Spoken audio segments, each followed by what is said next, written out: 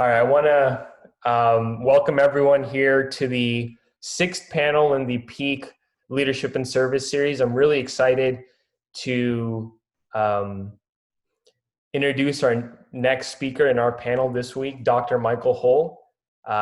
He's a physician, professor, research author, and serial entrepreneur at the University of Texas at Austin, where he's a faculty at the Dell Medical School and the LBJ School of Public Affairs. He's an assistant professor of pediatrics, population health, and public policy, as well as the founder and executive director at the Impact Factory, a university hub for civic, entrepreneurship, and public service opportunities. Forbes named Dr. Hole to America's 30 Under 30 list after starting StreetCred, a national nonprofit helping low-income families file taxes and build wealth while they wait in medical clinics. In 2019, Presidents Bill Clinton and George W. Bush named Hole a Presidential Leadership Scholar, and he is a member of Mensa and a former global shaper of the World Economic Forum. He currently lives in Austin, Texas, with his daughter and wife. Again, I really want to say thank you to Dr. Hole for joining us today, and we really appreciate you taking time out of the day to come chat with us. Happy to be here. Thanks for having me. No, thank you. So 1 second here. Let me just share my screen really quickly.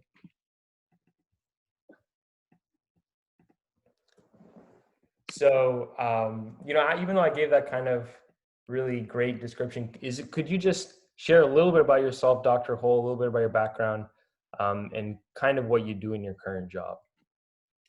Yeah, happy to. So I, as you mentioned, am faculty here at the University of Texas at Austin, and I split my time 3 ways. So 1 day a week, I am a street doctor, which is to say my clinic is literally on wheels. And we go to homeless shelters and food pantries and other places around the city looking for the hard to reach, high-risk kids who are experiencing homelessness. So that's my very privileged window into the lives of families right in our backyard who are struggling to make ends meet. And as an entrepreneur, a really privileged place to come alongside them and build solutions to the problems they're facing. My second job on campus is as a professor. So I teach courses on health and social policy, on entrepreneurship, to graduate students across campus. We have workshops and immersion programs and formal courses. And then my main job, as you mentioned, is leading the Impact Factory, which is a hub for civic entrepreneurship. So we have prototyping work where we start up new organizations from scratch. We have acceleration work where we identify existing ventures that are promising and try to get them to scale up their work. And we have thought leadership, which is to say we learn things when we build these things, and we want to disseminate that information across the country so other people can try to replicate the work and have impact in their own communities. So that's how I spend my majority of my time. And as you mentioned, I'm a new dad. I have a 3-month-old little daughter, which is causing me to one, have a lot of fun, but also question everything I know about pediatrics. When she has a little cough, it makes me worried. So it's a whole new ball game as a parent. Yep, great to hear this, sir. Congratulations. And it sounds like a very long list of duties that you currently hold. And because of your great background in leadership in the policy and kind of medicine sector, we here at PEAC were kind of wondering, in what ways has this current pandemic really changed the future of policy in medicine?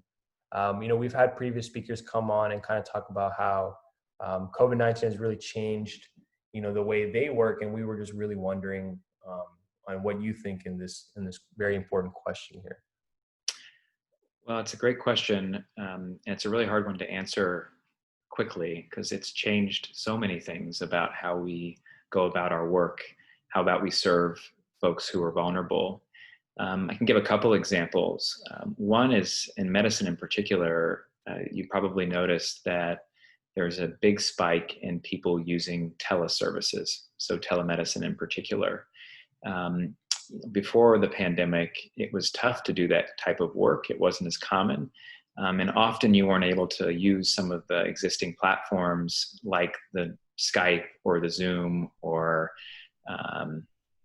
other types of video conferencing for these types of calls. And when the pandemic struck, they lightened a lot of the restrictions on HIPAA so that you could use some of those platforms because the need was so emergent. I think as things have progressed, we'll see how that all shakes out. But I think telemedicine, you can expect to be a bigger part of the portfolios of physicians moving forward. I saw Zach Timmons. I'm not sure. I saw a picture of him come up on the screen here, so I'm curious if he's joining us today, but I'll give him a shout out because he's one of the medical students at Dell Med. And he started an organization called Good Apple, which delivers food. And before the pandemic, which is in November when he launched, we probably had something like 50 customers. The basic model is that for every box of groceries that we deliver to a subscribing customer, we then deliver another to a family in need.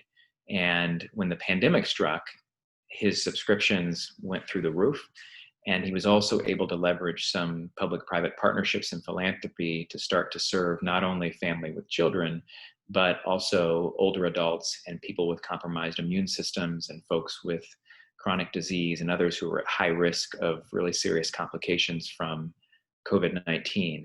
And I think at the last count, they delivered over 550,000 pounds of food to over 18,000 people in Austin. So the pandemic, in interesting ways, as much as we see all the suffering about, and I'm happy to talk about the disparities that we see for certain populations, it also is this accelerant for entrepreneurs who are looking to disrupt the current environment. And there's a lot of ways why when needs become emergent, entrepreneurs, especially civic entrepreneurs, have an opportunity to step in and create solutions. Yeah, so I mean, snaps off to the Good Apple team and yourself for kind of stepping in this time of need, especially during COVID-19 when all these people are being disproportionately affected. And, you know, given your background and involvement in a lot of these organizations that are in this realm of civic impact, we wanted to ask you, you know, how did you find your passion for social service? Was it something, what was it along your journey that really kind of drew you towards this path? Was it, you know, a job, an internship, a mentor? You know, how did you particularly find this passion? And it's an important one for, I think, for our students to hear. Oh, yeah. Well, thank you for asking. I'd say it's been a few things. One was where I grew up. Two was some experiences I had as an undergraduate. And then three, some experiences that I had early on in my career practicing medicine. So I'll take you through those. I grew up in a really small farm town in rural Indiana. Wikipedia tells me we have 834 people. So my dad was an undercover detective and police officer, and my mom was a caretaker for the elderly and dying in our community. And so from a very young age, they instilled in me that that service to neighbor, and especially those who are vulnerable, was a necessary part of life. I think it was George H.W. Bush, the president, who said something that a life worthwhile was one that included service. So they walked the walk and didn't just talk the talk. And so I looked up to them very much and always aspired to a career that would be in service to the public in some way. When I was a freshman in college, I had a chance to go abroad for the first time, and I went to the developing world, and I was in Ecuador. And it was there that I was working in a makeshift clinic at the end of this little hut road. And this, I can still remember it today, this little boy came in through the door carrying his little sister. And he was probably 11 or 12 years old. The little girl was probably 3 or 4 years old. And he had trekked all the way down this mountainside earlier that day because he'd noticed that his little sister was sick and he'd heard that there was a clinic in town to help her. And at the time I was a freshman in college. And so I didn't know a whole lot about what to do from a medical perspective for this little girl. But fortunately, when he walked in the door and he laid her in my lap, the team of doctors swooped her away. They put a bunch of fluids and antibiotics in her, and they eventually saved her life. But for me, what was really striking was the little boy's story, because in his world where he was born, for no fault of his own, simply because he grew up in Ecuador, he had no other choice that morning than to trek down a mountainside and lay his dying sister in the lap of a freshman from the United States to save her life. And that contrast between my upbringing in a middle-class family in the United States and his growing up in Ecuador, where we had, in every other way, probably similar dreams for our lives, was really striking. And so it broke my heart for the first time for this issue of child poverty, which has become very central to all the work that I do moving forward from that time. And then the last experience that I'll tell you was one when I was in medical school, and I was working in a clinic, and this little girl came into our office brought in by her kindergarten teacher. And the kindergarten teacher had noticed bruises on her arms and legs at recess and thought that the little girl was being abused. And so instead of letting her get on the bus, she took her to our office. And when she got to our office, we discovered pretty quickly that in addition to those bruises, she had some swollen lymph nodes in her neck. She'd been febrile recently. She had some bleeding gums. So she had all these symptoms that, if you're interested in medicine, you will learn someday are telltale signs of cancer. And she had acute lymphoblastic leukemia, or ALL, which is childhood's most common type of blood cancer. And it just so happens that ALL until the 1960s was a death sentence. And then we discovered this drug from the periwinkle plant. And now if you get it, in the United States at least, your chances of healing from that disease are upwards of 90%. And so we've made a ton of progress unless you're poor. So the backstory to this little girl was when she was diagnosed with cancer, her dad was in prison and her mom was working 2 jobs to make ends meet and was really struggling. And the landlord was on their case because she was behind on her rent, and she was behind on her electricity bills, and she couldn't fix her broken car, so she was often being late to her work because she had to take public transportation, and her boss was on her case. And so this mom made this heartbreaking decision to send this little girl to live with family while she took on a 3rd job. And it was there with that other family that this little girl, who was my patient, got an infection. And because she had a weakened immune system as a result of her chemotherapy, she ended up passing away before she got in the 1st grade. And so this was another experience of mine, but domestically, or in the United States, with the injustice of poverty that affects children's outcomes. And so it really fired me up to think about how we might develop solutions, both from an entrepreneurial stance, as well as push for policies that would make chances better for children to grow up and actually reach their full potential. Yeah, I mean, first of all, thank you for sharing these very powerful experiences. I mean, I can just imagine from just hearing you say, I can kind of just see these people and visualize what's kind of going on. Unfortunately, I think these situations are rampant across the U.S. In all parts, and I think we all have a big part to play in making sure that these things are kind of solved moving forward, especially our generation coming up. So thank you for your answer there. We really appreciate it. So, being an entrepreneur and an innovator and the director for the Impact Factory, we just wanted to hear your thoughts. What do you think are some of the key drivers of innovation? I know this is a very, broadly worded question and it's tough, but I mean, we just wanted to hear your thoughts on it just in general. Sure. Well, I come at it from the angle of a civic entrepreneur. So if those of you out there are interested in entrepreneurship generally, there's a whole host of ways that you can disrupt industry. I mean, there are lots of examples, even recently, where we think of, for example, take shopping malls. They are struggling all over the country because of a little company called Amazon that can now drop off that sweater that you really wanted to try on at your doorstep, instead of you having to go drive to the mall and park and go to the right store and try it on and come back home, and so forth and so on. So one of the key drivers of innovation is pain or suffering or annoyance, problems. People want their lives to be easier. From a civic entrepreneurship standpoint, we want others' lives to be better. We want equality, we want equal opportunity, and so forth. And so a big driver of innovation is pain points. And so one of the pieces of advice that I often offer in my courses, and that I would offer to you all today, is to think about your day-to-day and where are the points that are really annoying? Where are the parts that could be better? Where are there inefficiencies? Where do you see suffering that could be prevented? And that's really at the core of where you start to dive in and understand those problems better, and then develop solutions for them. The other thing I'll say is in civic entrepreneurship in particular, my suspicion is if you're on this call, that you have to some degree some level of privilege. You at least have connections into an organization like this that give you certain advantages over the rest of the world. And what that means is that you now have a responsibility to take that and to do something really powerful with it for other people who might just not ever have a chance to sit in your seat.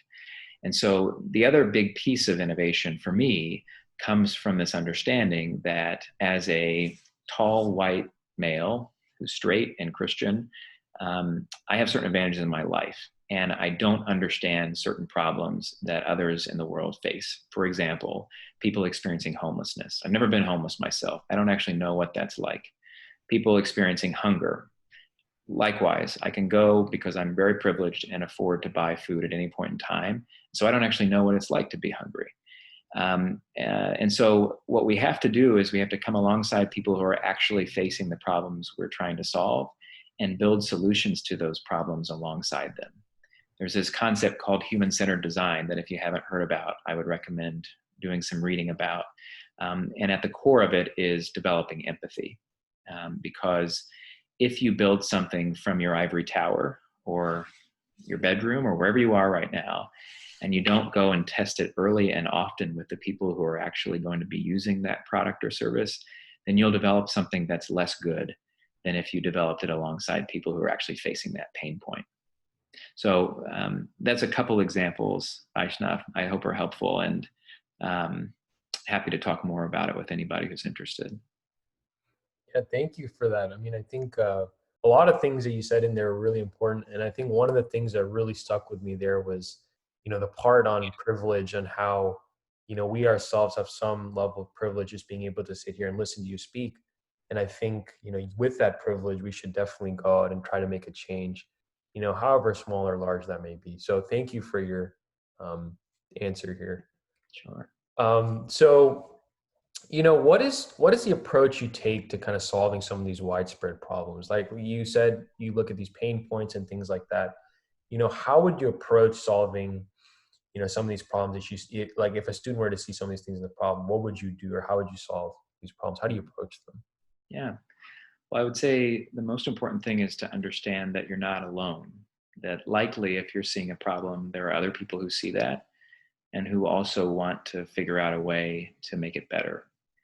The other thing that's important to remember is that most problems, especially those that are widespread, as you say in your question, or that are deeply rooted or that have been around for a long time, they're multidisciplinary problems, which is to say, poverty, for example, by definition, is a lack of money.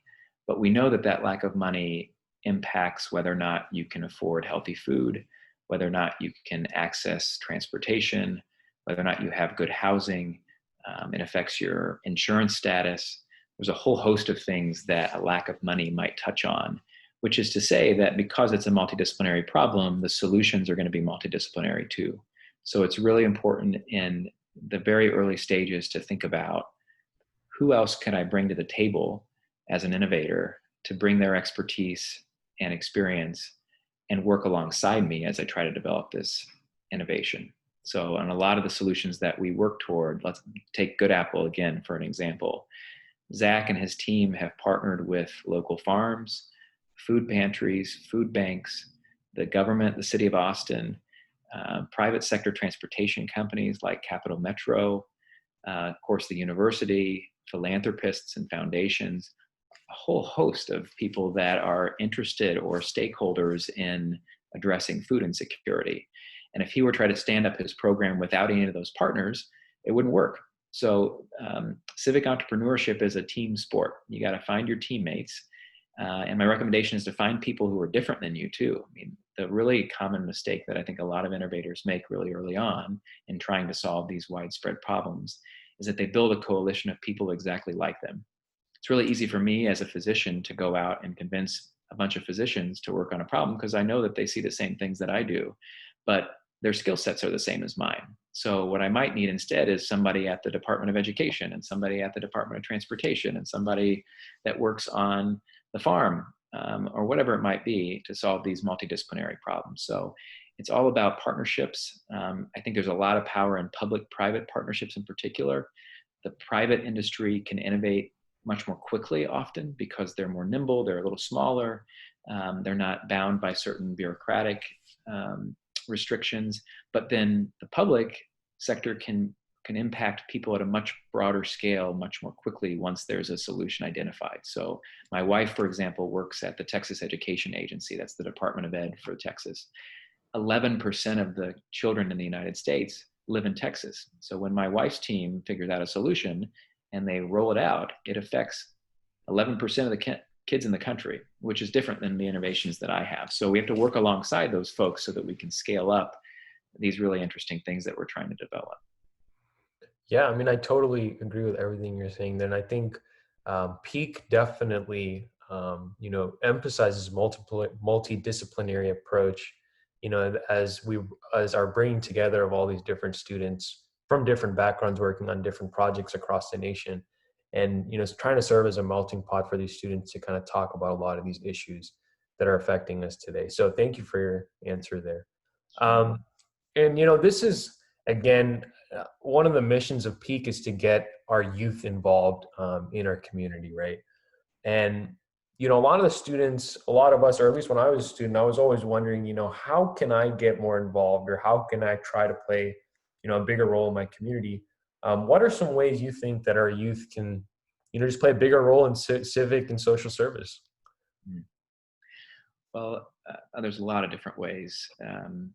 I'd recommend, at a very minimum, go and work alongside, come and work alongside me.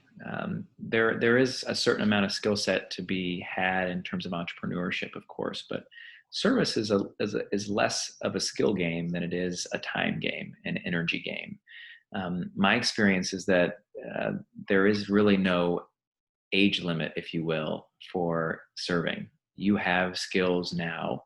You certainly have energy and time and ideas that are valuable. And it's never too early to start and go and do those things. Some of the innovations that I have seen, especially being a professor, have come from folks that are freshmen at UT that had an idea, that saw a pain, that said, I'd like to fix it, and they're going after it. I just learned of an organization yesterday called Big and Many. And I think it basically matches older people who might be facing loneliness with teens who might be facing loneliness, and makes them friends. And they interact just like we are right now on Zoom. And there's a lot of evidence to suggest that actually does a big, big impact on health outcomes for both of these populations. So it's those, I think the founders are both freshmen. Maybe they're in this group right now, but I think I talked to them on Monday, so I'm excited to meet them. But those are 19-year-olds. So I don't think there's any bigger thing that I can say than, how can you play a bigger role? Go out and do it. Don't be scared about not having the education yet or the degree behind your name. There are tons of people like me who would love to work with people who are fresh-faced and excited and energetic and willing to get out there and get their hands dirty. And that's the other thing. The more you can be on the ground and the closer you can be to the problems that we're trying to solve, the better the solutions you'll come up with will be. So one of the things I would advise you not to do is go, be in the ivory tower in in the professor's office once a week, trying to come up with a solution. No, you got to go to the homeless shelter and meet the people. Go to the food pantries and meet the people. Get alongside them, and then it starts to be a partnership between you and them. And that's really what it's all about, because you want solutions to come from the people actually facing the problems you're trying to solve. I know I've said that like 3 times now, but it's really important. No, yeah, I mean, it's a really important aspect, right? I mean, because I think the only way we are exposed to these problems is by, if we actually go stand in someone's shoes, like you said in the beginning, and really try to experience what they're experiencing. So, thank you for that answer. And it's something, I mean, I totally just want to retweet everything you just said there, because that's what we're always trying to push. Follow me on Twitter first. That would be great. No, yeah, I mean, retweet, just be bold, always go out and do it, I think is something that all of us try to need to adopt here if we're going to make any change. And, lastly here of our set questions, as an entrepreneur yourself, can you speak a little broadly, what's next for Austin's, entrepreneurship ecosystem? We recently saw that Tesla's moving to Austin. But I mean, I guess that's a little bigger company now, not as small as they used to be. But I mean, given the direction Austin's trending, and I think, it's very well posed to be, the next Silicon Valley, at least here in Texas. So can you just speak to a little bit about, what's next for Austin in terms of entrepreneurship? Well, first of all, you're right. There's a ton of companies, many of whom are coming from the Silicon Valley, that are now in Austin. You probably have seen the announcements for Apple's new headquarters. It looks like a spaceship. You saw the thing about Tesla recently. Google has an office downtown, et cetera, et cetera. But if you watch I don't know if anyone saw the testimony yesterday to the US House Antitrust Law Committee. It had the CEOs of Amazon, Facebook, Google, and who was the other one on there? I'm missing one. Apple. Yeah, and Apple. One of the things that they said, obviously this is in a very different context of what they were testifying about, but the idea is that there are still competitors out there. So even with these big players moving, they're always having to innovate, or like the shopping mall, they will be eaten up as well. So it's really exciting to be in Austin at this particular time, especially if you're interested in entrepreneurship, because there's a ton of people who are starting to think in that innovative way and outside the box. I'd be remiss as a civic entrepreneur if I didn't talk about what that meant for some of the problems that we're seeing. So if you're in Austin, Texas in particular, and you know anything about our history, the east side of town has been historically disadvantaged and historically a big Black community. And it's gentrified. East side of Austin nowadays has had skyrocketing housing prices, and that has forced a lot of our low-income neighbors to live on what's called the Eastern Crescent of Austin. And so I say that only because that creates both new problems, but also new opportunities for innovations. My clinical practice, which I mentioned at the top of this talk, is a mobile clinic on purpose, because we have to go to those places where people are now living that are no longer close to the brick and mortar medical clinics and social service agencies that used to be in their backyard and intending to serve them.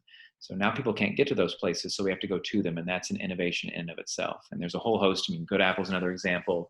Food delivery services out to those fringes is something that's really making a big difference, because they're typically in food deserts or places where they're not near healthy food access. And so while we can be really excited about and proud of the fact that, at least me, I live in Austin and it's becoming that next Silicon Valley, we also have to have an eye toward what that means for folks who are often in the shadows of those shiny buildings and are suffering day to day. And so it's both an opportunity for us to create new solutions. It's an opportunity to influence those big companies to care about some of those. And I think that to some degree they do, and they're showing some of that.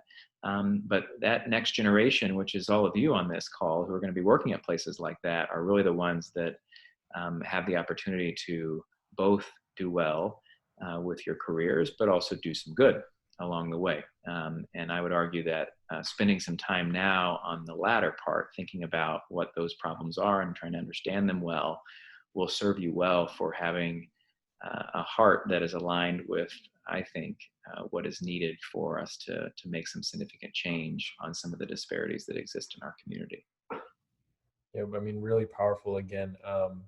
And I totally agree. I think it serves as well as an opportunity for us to, because of these companies kind of coming to us, and I think there presents an opportunity, like you said earlier, I think a public-private partnership, trying to get these companies involved in the success of the, people of the area as well, is a very important factor. So again, thank you very much, sir, for, answering our questions and giving your thoughts. We really appreciate it here at PEAC. I want to open up the floor now for our audience to, ask questions to Dr. Hole. You can either type it in the box and I can read it out, or you can come off mute and ask Dr. Hole a question. I think Vaishnav here posted a question. He said, what issues in Austin and across the nation broadly do you believe the pandemic has brought to the limelight? Great question, Vaishnav. From a civic entrepreneurship perspective, and this isn't rocket science here, you've seen exacerbations in food insecurity, for example.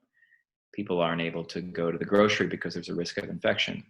They can't get on public transportation because there's a risk of infection, so they can't get to the grocery store in the first place. Schools are closed. Tons of families, especially with children, rely on the schools for school lunches and school breakfasts, and those aren't open, or at least they may not be. We'll see what happens in the coming semester, so that's a big one. It exacerbates problems if you think about our population experiencing homelessness. When they get COVID, how are they supposed to self-quarantine? Where do they shelter in place? On the corner of the street? In their homeless shelter? Those aren't viable solutions. So we've had to get really creative about places where we can place people who are experiencing homelessness if they do get COVID, so that they're not placing others at risk when they're out in the community. That's another one. Of course, it exacerbates the disparities that exist between different generations. So unfortunately, you've seen COVID become quite politicized. I have a Facebook feed, if you will, that is full of people from my hometown in rural, white, Christian, conservative Trump's America.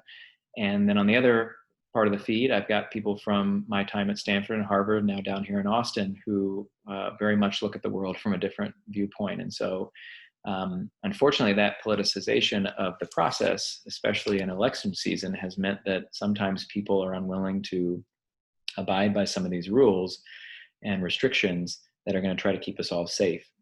And so I found that very unfortunate. And I think it's evidence of how we must figure out ways to heal some of that divide. If I may, I'll give you a quick anecdote, which brings me a lot of hope. When the pandemic struck, I started an organization called MainStreet Relief, which is a national nonprofit network that's matching small business owners who are struggling to make ends meet with volunteers who we train up to offer them support with technology, financial planning, operations, sales, marketing, et cetera. When we started this, I anticipated that those matches would help the small businesses and that would feel good.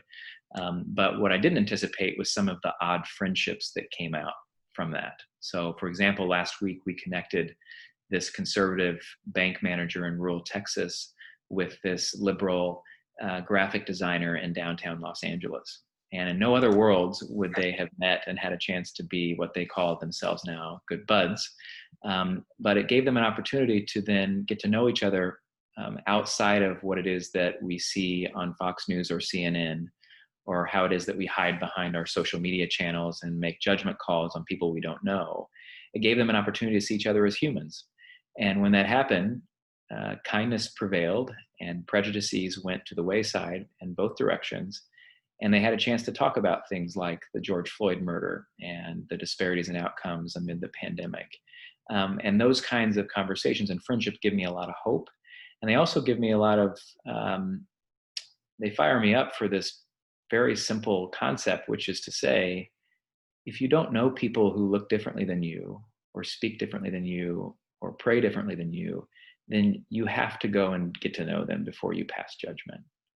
My experience growing up where I did and now being where I am is that there are really wonderful, kind-hearted people in both places that may be ignorant to whatever issue as a result of not knowing anyone who's actually faced it. So do yourself the pleasure of getting to know people different than you, and I think it'll change how you view the world, or at least it did to me. Thank you, sir, for that answer. So I think Shashrik here is asking, how do you measure impact in work that is not exactly quantifiable or tangible? Well, there's a lot of different ways to measure impact, and it's really important to work alongside people who are experts in measuring impact. So one of the great things about being associated with a top-tier research institute like the University of Texas is that a lot of my colleagues are researchers by training. So there are, Sashrik, quantifiable qualitative measures. So you can understand there's ways to do a bunch of interviews or focus groups, for example, with people, hear their quotes, and organize those in such a way that is actually helpful in identifying trends and would be concrete evidence for doing things differently or not. Just in the way that you would imagine collecting kind of typical data and analyzing that and moving forward.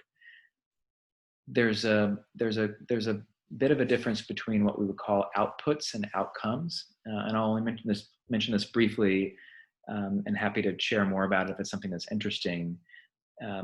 For example, with the Good Apple program that delivers food, an output would be the 550,000 pounds of food to 18,000 people. But an outcome would be whether or not that food at their doorstep actually made them healthier. Did it decrease their body mass index? Do they now have lower blood pressure? Do they feel less stressed because they have food and they don't have to worry about how they're going to get it for the next week?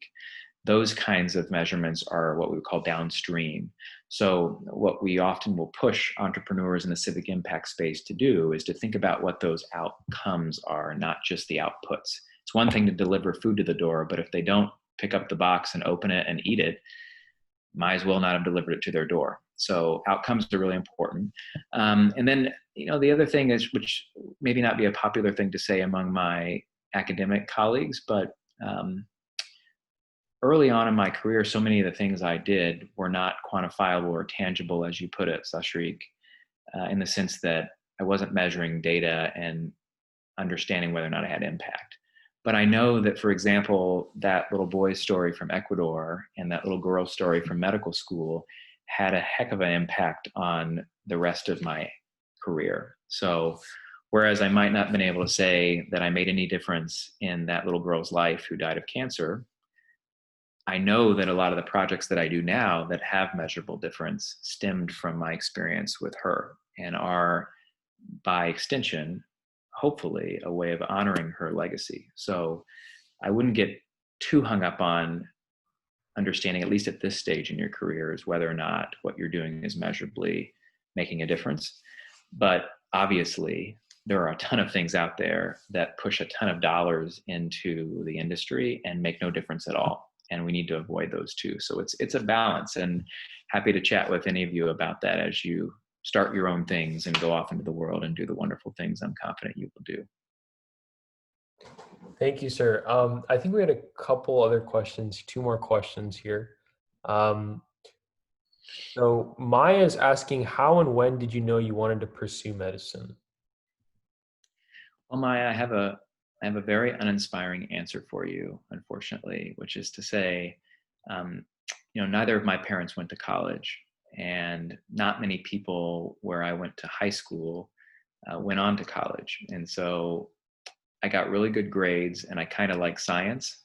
And so I thought maybe medicine is for me. Now, when I got into it and I got to have the one-on-one interactions with families and children in particular, I really loved medicine for those reasons. But you'll also probably notice in my career that I'm a bit atypical because I only see patients 1 day a week. The rest of my time is in this entrepreneurship space. So I had to listen to my heart to say, I like medicine enough to spend 20% of my time on it during the week, but not enough to spend all 5 days a week on it. And so I get a lot of joy and fire in my belly from creating new things, which is why I'm interested in entrepreneurship. And medicine is that foundation that, like I mentioned at the very top of the show here, that way to be very, very close to, at least as close as I can be without experiencing myself, the problems that people are facing, so we can build solutions alongside them. So sorry for the uninspiring answer about how I chose in the beginning. I would say probably that story in Ecuador, though, really got me fired up because obviously that little girl was suffering, and then I was able to see her get better because of bringing modern medicine to the fringes of the world. And it's hard not to be inspired when you see things like that. I totally agree, man. I'm just hearing from you talk. I was kind of inspired to get back on the path to medicine. But thank you for that answer, sir. So Ryan Cito here is asking, for pre-med students, what is your outlook on attending DO schools and doctors of osteopathic medicine as well as an alternate to attending regular MD schools? Well, I'll give it to you straight.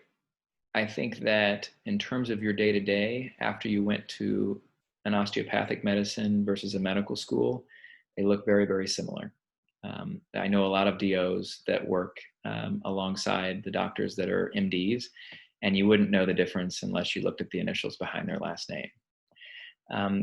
There's a reality, though, that once those initials are out there, I would say that the MD community at large probably assumes that those individuals couldn't get into a regular medical program and they look down on them for whatever reason. To be frank with you, I've been alongside DOs who are much better doctors than MDs, and obviously the vice versa. I don't think it defines much of what we actually see for outcomes or what we see when people go out and actually serve. But that's a brutal reality of that in particular. It's the same with, as you think about different types of residency programs and so forth. There is always this inherent to maybe the American culture, a ranking in people's minds about the best place and the worst place and so forth. And I think it's a true reality that there will be people out there who will judge accordingly. And I think that's all the more reason for all of us on this call to suspend some of that judgment, because just like the labels like Republican or Democrat or Muslim or Christian or Buddhist or whatever don't define all of our being, neither should these initials behind our names. And so we've got to be really careful about judging before we actually know the people, and especially in the world of medicine, before we see how they are as a physician. Good question. Thank you for the answer, sir. So this will be our last question here from the audience. Yash is asking, what are some adjustments that you've made in your daily life that you feel have made big impact in terms of achieving your personal goals? There's some adjustments I've made in my daily life. Whew. Well, I'm still working on balance. And I say that because I know that on the days where I exercise, eat healthy, get a good night's sleep, spend time with my wife and baby, I'm better. I rest better at night. I feel more whole. But there are so many days, obviously, where I eat like crap, I don't exercise, I don't spend time with my family, I don't sleep much, and I work too much. And if there's one thing I've learned is that the more days that I have like the former rather than the latter, the better life is. If there's another thing I've learned from being at the bedside of people at the end of their life, it's that no one ever tells you that they wish they had worked more. Most people have regrets around not spending as much time with people that they love, not pursuing dreams that they always dreamed, listening to the voices of what other people say about themselves rather than what actually matters to them, and then running out of time. So if there's one thing that I'm trying to work on, and I wouldn't say that I've adjusted it and made it come true all the time yet, is to pay attention to what matters to me most and why, and spend more time on those things and less on all the other stressful things that could come up in our lives, especially on paths to medicine or entrepreneurship, which are full of stressful things. So take it easy on yourself. And also, I think that you should talk more about mental illness. I think because of our culture and because of how much stress is out there and because of how much pressure there is to think about a DO program versus an MD program, for example, that causes a lot of anxiety and depression, especially in people your age. And just know that there's help out there. You can call me. You can get a hold of the PEAC group. I'm sure that anybody would be helpful to getting you plugged in. And I just make sure I mention that because it's become such a stigma that people hold it in and they think that you can't be successful if you're struggling with it. And gosh, it's just another thing to overcome and look at in the rearview mirror. I'm happy to get you there. Thank you, sir, for I think giving a powerful antidote there for our students. In just the last couple of minutes and questions, I think it's been a very powerful experience for myself just hearing you kind of give your advice and thoughts to us. Again, I really want to thank you, sir, for coming on here and giving us your time. We really appreciate it here at PEAC. And thank you again. I mean, that's all how much I can say. You're welcome. Yeah, it's my pleasure. Happy to go ahead, sir. We're gonna say something. happy to help, and please let me know what I can do to further all your careers. This is going to take a movement more than any one of us, and so we've got to band together if we're going to solve some of these big, hairy issues. So I'm excited to get to know you all better and work alongside you. Thank you, sir. So thank you for everyone that's attending our panel number 6 for the PEAC Leadership and Service Series. We will follow up with a feedback email. If you guys could fill that out and just let us know of any questions that you guys want to see in the next panel. That us really help us program some questions in. Thank you again to everyone that attended. And again, thank you to Dr. Hole for giving us time. I hope you guys have a great rest of the summer if I don't see some of you guys again. And stay safe and healthy during these unfortunate times. Thanks, guys.